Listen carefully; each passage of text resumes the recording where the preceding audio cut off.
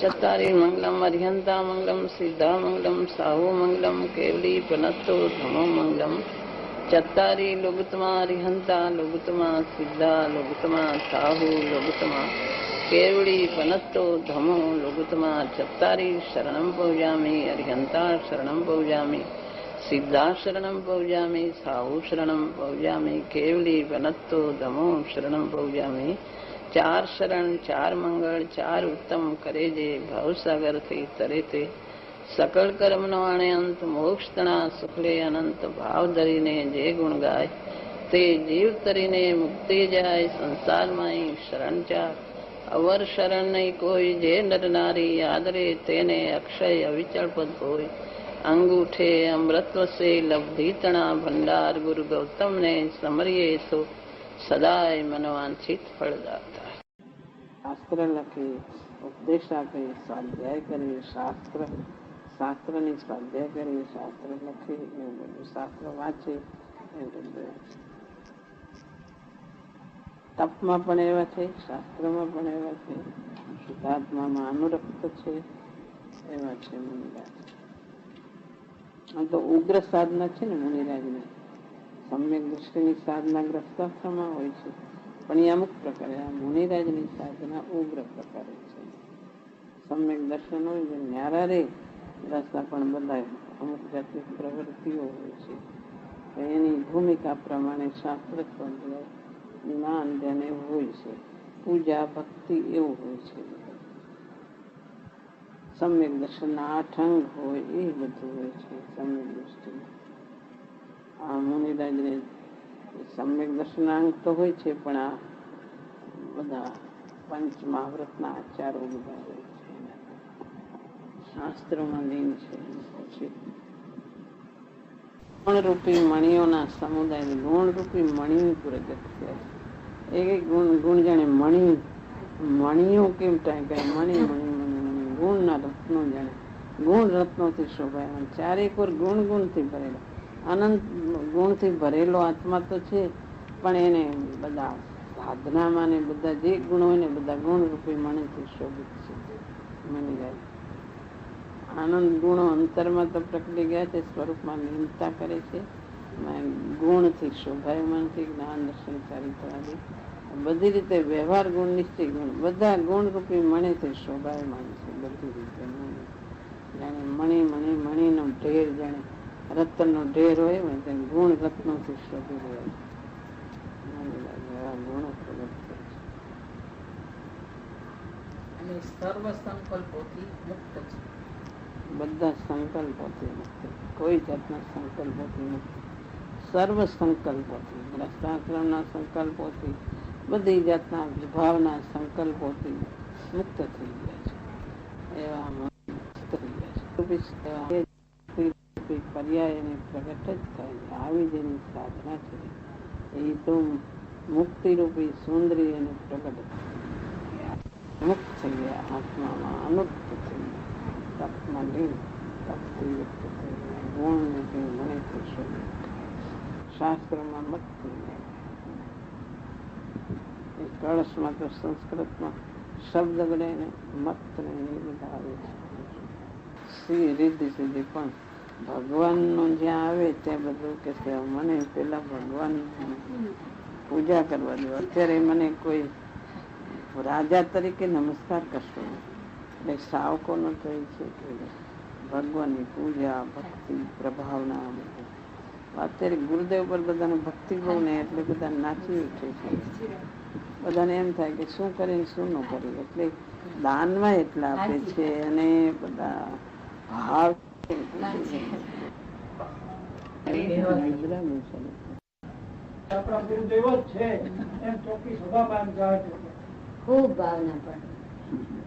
પ્રતાપ પસરી રહ્યો છે બધે. ગુરુદેવ પર ભક્તિ બધાને વર્ષોની છે એ ભક્તિ બધાને ઉછળી પડે છે.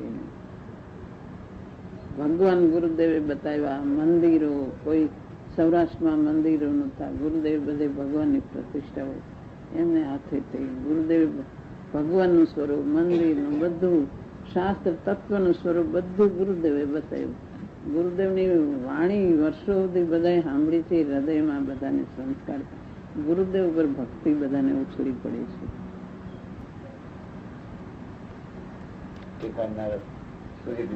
હા, સૂર્યકૃતિ બધા ભગવાનને દેખાડનાર, તીર્થંકરનું સ્વરૂપ સમજાવનાર, તત્વનું સ્વરૂપ સમજાવનાર. ત્યારે કોઈ તીર્થંકર જેવું એમને કામ કર્યું વર્તમાન કાળમાં, અને ભવિષ્યના તીર્થંકર એ પોતે થવાના જ છે. એવું મહાભાગ્ય કે ગુરુદેવનું વાણી સાંભળવાની મળી, ગુરુદેવનું સાનિધ્ય મળ્યું, અને આ ગુરુદેવને આ ભગવાન તરીકે સ્થાપવાનું ભાગ્ય મળે, એ મહાભાગ્યની વાત.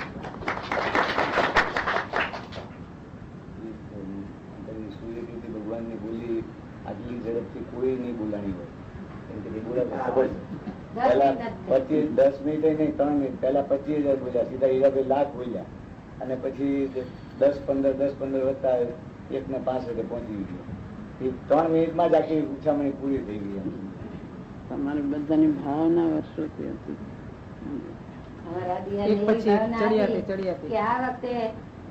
એટલે બધું ગમે એટલી બોલી થાય એમાં જરાય પાછું પાણી નથી કરી. એટલે તો કોઈ પણ જાતની અશાંતિ જેવું કોઈ નામ નથી. એવી છે ને, જે જાતનો પ્રસંગ હોય ને એ જાતનું વાણી એમની આવે. એ પોતે બિરાજતા હતા ને, કોક ને અંદર વિકલ્પ આવે એવું એમનું વાણીમાં સમાધાન આવે, એવું એમને એવી જાતનું વાણીનો યોગ. હજી મીડિયામાં એવું થઈ જાય છે. બોલો સૂર્યકીર્તિ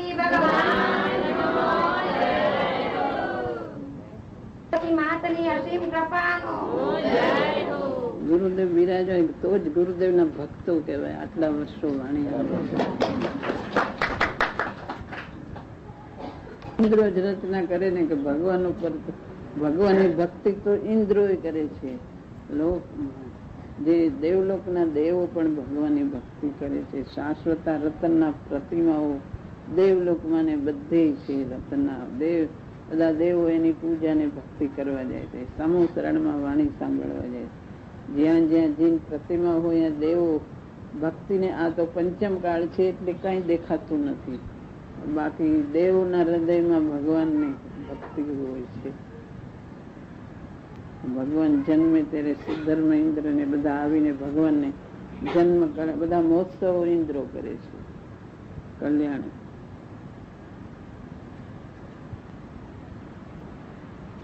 જ્યાં જ્યાં દેવો અને ઇન્દ્રો આવીને રક્ષા કરે છે, એની ભક્તિ કરે છે, એવું શાસ્ત્રોમાં આવે છે.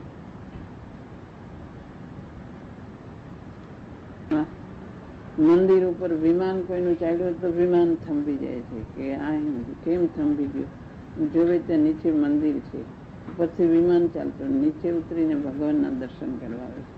એવું આ બધા 3 લોકની અંદર ભગવાનનો એટલો, જીનેન્દ્ર દેવનો એટલો મહિમા છે.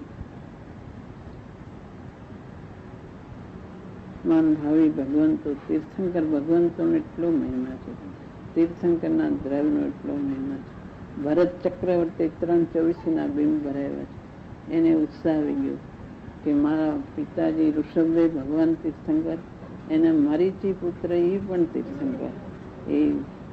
એટલે એને એટલે મહાવીર ભગવાન 24માં થવાના, પણ એમને ભૂત વર્તમાન ભાવી 324 રતનના બિંબો ભરાવ્યા છે. કૈલાસ પર્વત ઉપર 500 ધનુષ. ત્રણેય ભૂત વર્તમાન ને ભાવિ ત્રણેય ભગવાન આવી ગયા.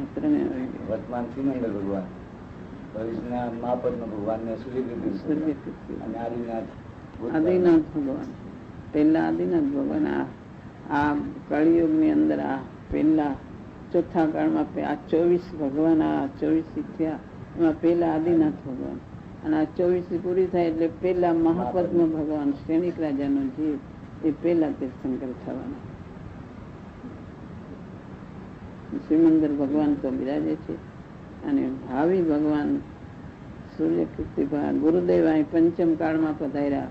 એ તીર્થંકરનું દ્રવ્ય હતું. પંચમ કાળમાં એમણે વિષમ કાળમાં એટલો ધર્મનો ફેલાવો કર્યો કે આખા હિન્દુસ્તાનની અંદર તીર્થંકર જેવું કામ કર્યું અહીં આવીને. અને એમના પણ પ્રતિમાજી ભવિષ્યના તીર્થંકર થવાના એ રૂપે બિરાજમાન થયા.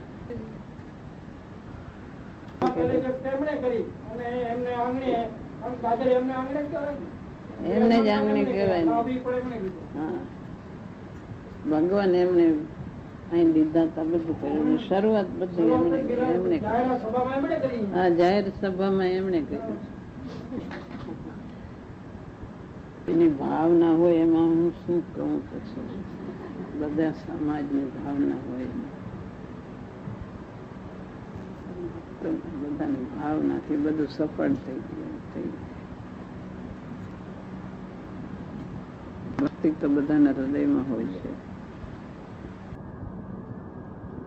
આ બધા આ નિમિત્તે આવ્યા છે કે આ ભગવાનની ભક્તિ, ભગવાનને બિરાજમાન કરવાની પાછળ મૂળ પ્રયોજન શું હોય છે? એ મુમુક્ષુને એવો ઉત્સાહ દેવગુરુ શાસ્ત્રનો આવ્યા વગર રહેતો જ નથી. જગતમાં સર્વોત્કૃષ્ટ મહિમાવંત જીનેન્દ્ર દેવ ગુરુને શાસ્ત્ર છે. અને જીનેન્દ્ર દેવે જે આત્માને પ્રગટ કર્યો છે, જે આત્મા સર્વોત્કૃષ્ટ મહિમાવંત આત્મા છે, એ આત્મા પ્રગટ કર્યો એવા જે તીર્થંકર ભગવાન, એમને જે માર્ગ બતાવ્યો એ માર્ગ પોતે ગ્રહણ કરવાનો છે. દેવગુરુ શાસ્ત્રની ભક્તિને મહિમા કરી જે ભગવાને પ્રગટ કર્યું, જે ગુરુદેવે સાધના કરી, ગુરુદેવે જે માર્ગ બતાવ્યો, શાસ્ત્રમાં જે આવે છે તત્વનું સ્વરૂપ, એ બધું ગ્રહણ કરવાનું છે. કે આત્મા કેવો છે, આત્માનું સ્વરૂપ, આત્મા કોઈ અનુપમ, એની મહિમા કોઈ જુદી છે, એ કેમ ઓળખાય, એ પોતે ઓળખવા માટે પ્રયત્ન કરવાનો છે.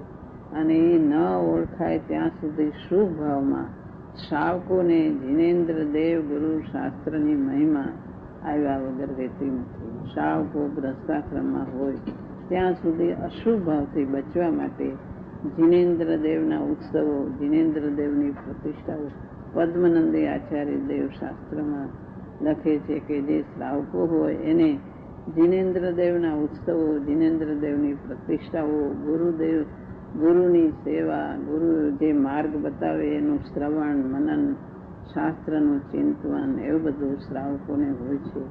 અને પણ એમાં હેતુ એક આત્મા કેમ ઓળખાય, અશુભ ભાવથી બચવા માટે આવા શુભ ભાવો આવે છે, પણ શુદ્ધાત્મા કેમ ઓળખાય? આ શુભ ભાવોની અંદર જે શુભ ભાવો છે એની સાથે જે જ્ઞાયક છે, એ જ્ઞાયક એનાથી જુદો છે, એ શુદ્ધાત્મા કેમ ઓળખાય? એ ધ્યેય અને એ હેતુ અંદર એ હોવો જોઈએ કે મારી જે સાધના આત્માની છે, એ આત્માની સાધના કેમ આગળ જાય, અથવા એ યથાર્થ સાધના કેમ પ્રગટ થાય. પેલા જિજ્ઞાસા, લગ્ની બધું થાય, પણ એ યથાર્થ સાધના આત્મા તરફ દ્રષ્ટિ, દ્રવ્ય ઉપર દ્રષ્ટિ કેમ થાય, આત્માનું જ્ઞાન કેમ થાય, દ્રવ્ય ગુણ પર્યાયનું સ્વરૂપ કેમ ઓળખાય, એ બધી લગ્ની જિજ્ઞાસા એ લાવવી જોઈએ. એની સાથે સાથે એ ન થાય ત્યાં સુધી દેવગુરુ શાસ્ત્રની મહિમા એને આવ્યા વગર રહેતી નથી. પણ અંદર હેતુ આ શુદ્ધાત્મા, સર્વોત્કૃષ્ટ મહિમાનો ભંડાર એવો આત્મા, એ આત્મા કેમ ઓળખાય એનું ચિંતન મનન એ સાથે હોવું જોઈએ. શ્રાવકો ગ્રસ્તાશ્રમમાં ભરત ચક્રવર્તી બધા હતા, એને પણ દેવગુરુ શાસ્ત્ર જીનેન્દ્ર દેવના ઉત્સવો કરી, પ્રતિષ્ઠાઓ, ગુરુની સેવા, ગુરુની વાણી સાંભળી, બધું હતું. પણ અંદર આત્મા એને ન્યારો ને ન્યારો જુદો જાણતા અને ક્ષણે ક્ષણે આત્માને ન્યારો ને ન્યારો નાયકની ધારા વર્તી. એવી દશા કેમ પ્રગટ થાય, એ ભાવના અંદર હોવી જોઈએ. પ્રગટ કર્યું ને ગુરુએ સાધના કરી કેમ પ્રગટ થાય, એ અંદર હોવું જોઈએ. આત્માર્થ જેમ અંદર આત્માનું પ્રયોજન હોય. દેવગુરુ શાસ્ત્રનો પ્રતાપ જગતમાં વર્તી ગયો છે ને આત્માની અંતરમાંથી આત્મા કેમ, એની શુદ્ધ નિર્મળ પર્યાય કેમ. ભ્રષ્ટાશ્રમમાં દેવગુરુ શાસ્ત્રની ભક્તિ બધું હોય છે, પણ અંદર આત્મા કેમ પ્રગટ થાય એ એને ઊંડાણમાં ખટકવો જોઈએ. બધું કરી, ભગવાનની પ્રતિષ્ઠાઓ, પૂજા બધું કરી, મોટા મહોત્સવો કરી, શાસ્ત્રો વાંચે, ગુરુની વાણી સાંભળી, બધું કરે, પણ હેતુ એક કે માર્ગ શું બતાવ્યો, ભગવાને શું કીધું છે. જે ભગવાનને ઓળખે પોતાને ઓળખે, પોતાને ઓળખે ભગવાનને ઓળખે. ભગવાનના દ્રવ્ય ગુણ પર્યાય શું છે અને પોતાના શું છે એને પોતે વિચાર કરીને નક્કી કરે કે હું ચૈતન્ય દ્રવ્ય છું, મારામાં અનંત ગુણો છે, મારી જે શુદ્ધ પર્યાય મને કેમ પ્રગટ થાય. ભગવાને જે પ્રગટ કર્યું સાધના કરી, ભગવાન પોતે અંતર સ્વરૂપમાં બિરાજી રહ્યા છે. ભગવાન તો આપણે ભગવાન વિતરાગી બિંબ સ્થાપના કરી, ભગવાન સમૂહશરણમાં સાક્ષાત સ્વરૂપમાં કેવળ જ્ઞાન રૂપે બિરાજી રહ્યા છે. એક વિકલ્પ પણ ઉઠતો નથી, વિતરાગી છે, પોતે અંતર સ્વરૂપમાં એકદમ બિરાજી રહ્યા છે. પોતાના દ્રવ્ય ગુણમાં અંદર નિર્મળ પર્યાયો અનંત પ્રગટ થઈ ગઈ છે ભગવાન કેવળ જ્ઞાનનો. લોકને જાણે તોય પોતે સ્વરૂપમાં બિરાજી રહ્યા છે, તો સહજ જાણે છે, બાકી અંદર સ્વરૂપમાં બિરાજી રહ્યા છે ભગવાન. એ જેવા ભગવાન છે એવો જ પોતે છે, તો પોતાને એવું ભગવાને જે પ્રગટ કર્યું એ પોતાને કેમ પ્રગટ થાય, એ હેતુ અને એ પ્રયોજન હોવું જોઈએ. જેવા ભગવાનનું સ્વરૂપ એવું જ પોતાનું છે, પોતે અનંત ગુણ વાળો છે, એવી જ્ઞાયકની દશા કેમ પ્રગટ થાય, એની જિજ્ઞાસા, એની લગ્ન, એની ભાવના, એને માટે વિચાર, વાંચન, બધું એક ધ્યેય, એક આત્માનો. સુખનો આ એક જ ઉપાય છે, બીજો કોઈ ઉપાય નહીં. સુખનો આ એક જ ઉપાય છે, આત્માને જ્ઞાયકને ઓળખવો, ભેદ જ્ઞાન કરવું. બસ આ વિભાવથી મારો સ્વભાવ નથી, હું જ્ઞાયક સ્વભાવ છું, એનાથી હું જુદો છું, એની ભેદ જ્ઞાનની ધારા પ્રગટ કરવી અને જ્ઞાયકને ઓળખવો, એની સ્વાનુભૂતિની દશા પ્રગટ કરવી, એ એક જ ઉપાય છે. બહારના કોઈ ઉપાયો નથી. એમાં શુભ રાગ પૂર્ણ બંધનું કારણ છે, પણ અંદર એક જ ઉપાય છે, શુદ્ધાત્માને ઓળખવો. એને માટે જેને પ્રગટ કર્યું એને પોતે સાથે રાખીને, એના ઉપર મહિમા રાખીને, પોતે અંદર પોતાનો હેતુ શુદ્ધાત્માને ઓળખવો. શુભ ભાવમાં અહીં અને અંતરમાં શુદ્ધાત્મા કેમ ઓળખાય, એક જ ઉપાય. નાયકની ધારા પ્રગટ કરી નિરાળો આત્મા છે એને ઓળખવો.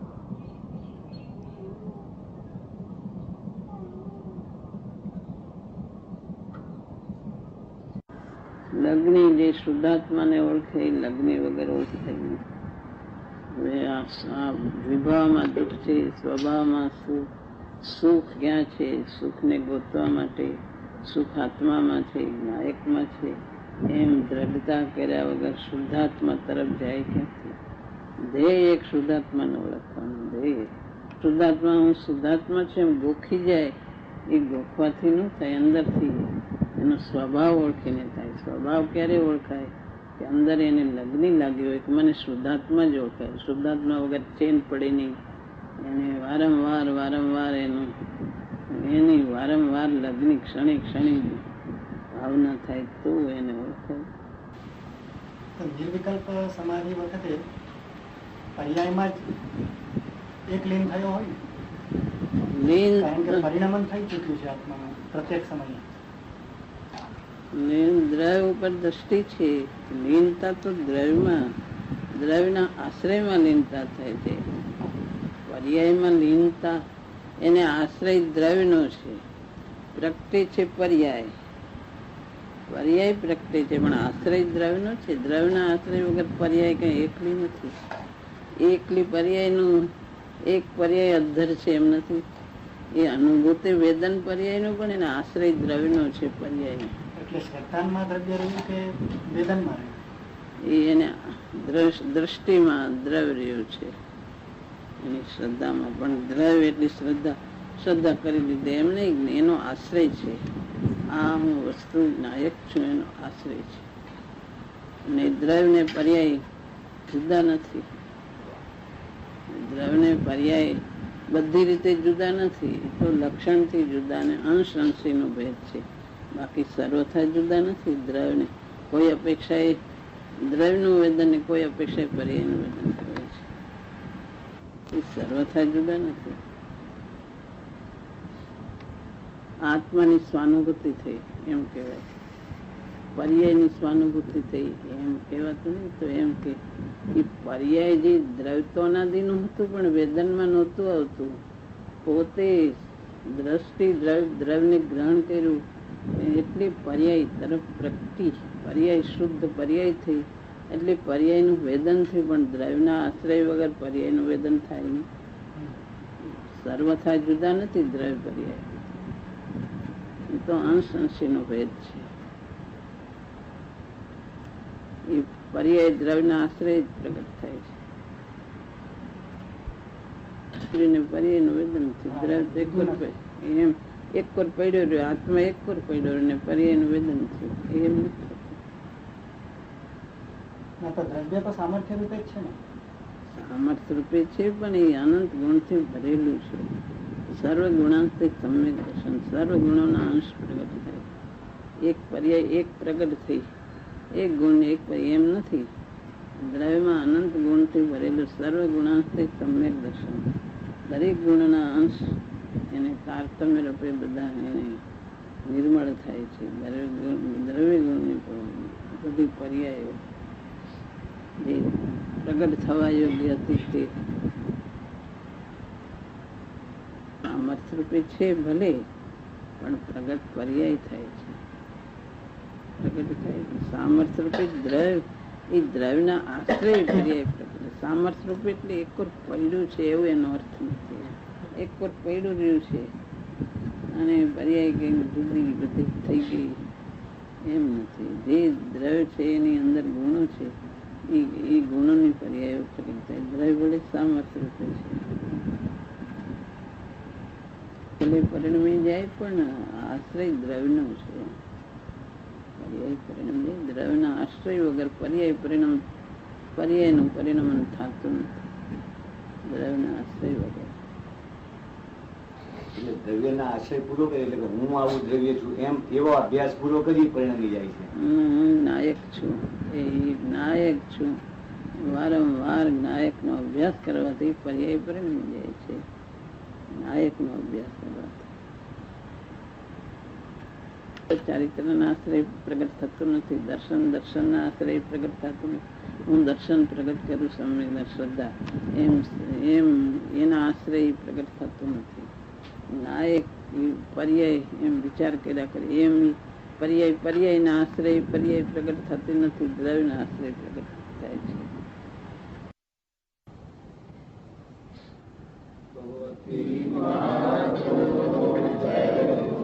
માતાજીની અમૃતવાણી